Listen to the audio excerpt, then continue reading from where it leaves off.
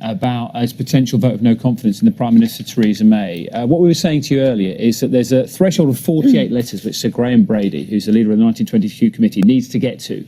Once he gets to that percentage of Conservative MPs, that then automatically triggers a vote of no confidence. Been confirmed that that threshold has in fact been reached. So let's go straight to Downing Street. Our political correspondent Ian Watson is there. Ian, I know this is all happening in the last sort of 60 seconds or so. What more can you tell us? Well, this has been confirmed. There will be a vote of no confidence in the Prime Minister this evening. That has been confirmed by the only source that knows these things. 48 letters have been reached. There will be the first phase in a leadership challenge against the Prime Minister tonight. Now, just a few minutes ago, 5 minutes ago, out of that door came the Chief Whip.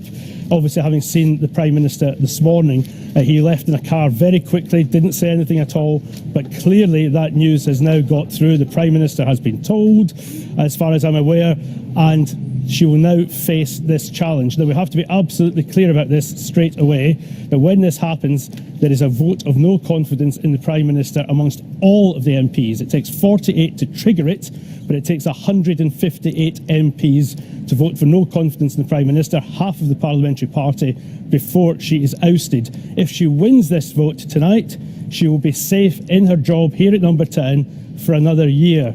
If she loses, then we're into a Conservative leadership contest. So what happens next, Ian? Well, what will happen is that if she loses this vote, then she will have to step aside as Prime Minister once a leadership contest is arranged. The field's then open for other candidates to join. We know that a whole plethora of MPs are interested in the job. What will then happen is they go through a series of hustings, of meetings, putting out their case to their fellow MPs. The fellow MPs would then whittle this down to the final two. Once they've reached the final two, the membership as a whole then get to decide who the next Conservative leader is. But of course, they're also deciding who the next Prime Minister is.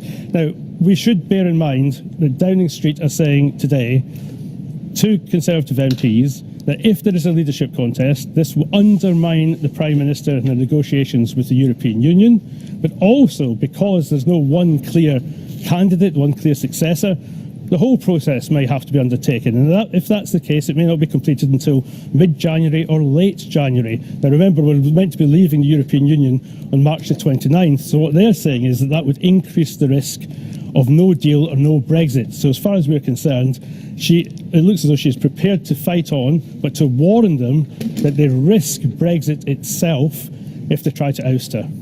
Ian, just to clarify as well, because you were telling us earlier what a busy day ahead the Prime Minister has, how does this now affect things in terms of Prime Minister's questions, in terms of the trips to Ireland and the potential meetings she was due to have there? What happens with regards to those now?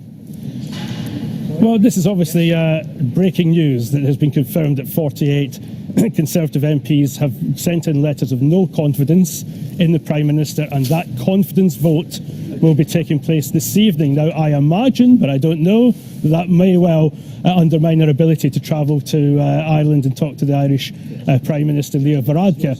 It means, though, that she can't duck Prime Minister's questions. She is the Prime Minister, and she's going to have to take on a very potentially hostile House of Commons, because Jeremy Corbyn will be on the other side criticising her, but she'll also have people behind her on her own side, allegedly, who've been denouncing her and who want her removed from office. Ian, thank you very much for that this morning. So that's the breaking news we can bring you on BBC Breakfast this morning, that a Tory leadership contest has been triggered, Steph, this morning. Yes, enough MPs have now sent letters to trigger that, so there will now be a vote of confidence, so there will be a secret ballot that happens. As Ian was saying there, that ballot would need 158 votes against Theresa May in order to take the leadership from her. If she wins, she will of course stay as leader and then can't be challenged again for a year. If she doesn't win, then there will be other leaders, potential leaders, put forward, and Theresa May will not be able to stand in that vote for that. And Ian was saying all this on a day where there's Prime Minister's questions, and Theresa May was due to be going to Ireland for a series of meetings over there to try and talk about potentially renegotiating the backstop arrangement with the EU. So we'll try and bring you the latest on it as we get it. As Ian was saying, this is literally broken in the last sort of 4 or 5 minutes or so, and it's unsure yet exactly what the Prime Minister's schedule will look like for the rest of today. We'll try and clarify that for you. And we'll try and speak to a few more guests a little bit later on as well. I know we're speaking to Ian Duncan Smith, who's scheduled to speak to us just after 8 o'clock this morning. But that